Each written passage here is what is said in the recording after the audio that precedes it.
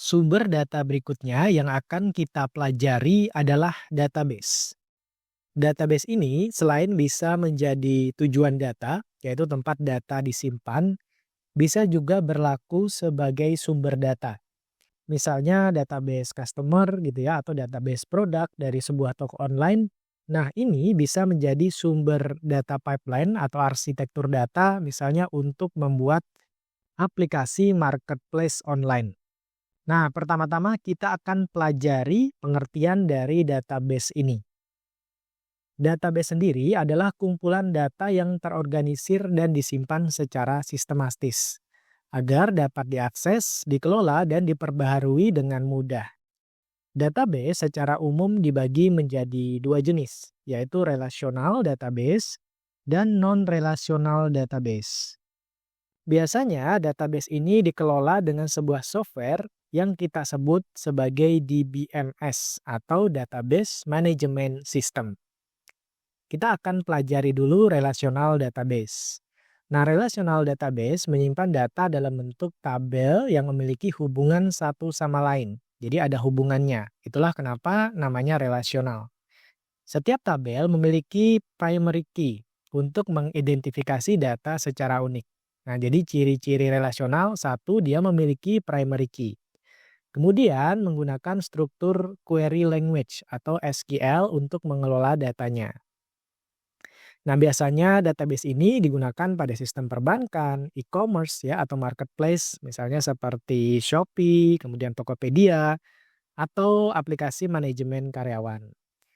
Nah, contoh database ini adalah MySQL, kemudian PostgreSQL, Oracle, dan berbagai macam lainnya.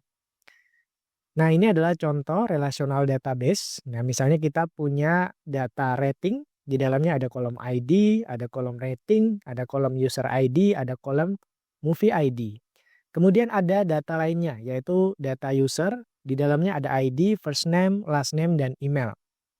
Nah, database relasional biasanya antara satu tabel dan tabel yang lain itu ada hubungannya.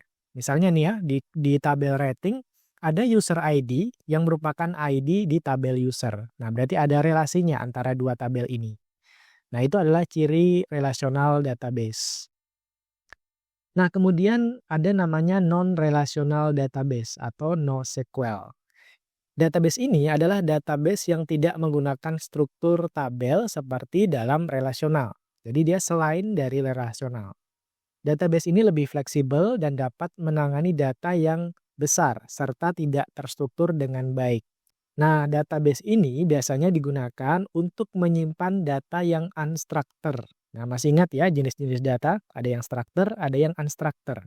Nah, structured itu biasanya pada relational database, yang unstructured itu di non-relational database.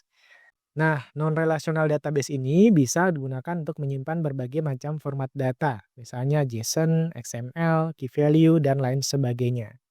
Database ini biasa digunakan pada media sosial ya, kemudian IoT atau Internet of Things, Big Data, dan lain sebagainya.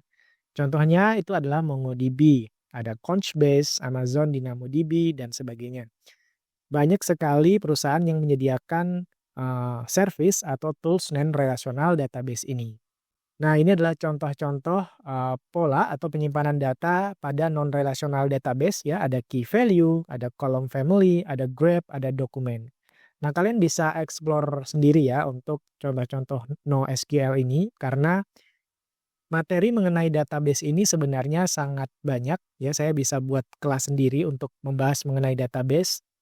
Tetapi di kelas data engineering ini intinya kalian tahu bahwa database juga bisa menjadi sumber data dan database itu macamnya seperti apa saja. Nah, ini adalah gambaran perbedaan relasional dan non-relational database. Dapat diperhatikan ya, relasional itu simple aja seperti ini, terstruktur, rapi, dan ada aturannya yang jelas.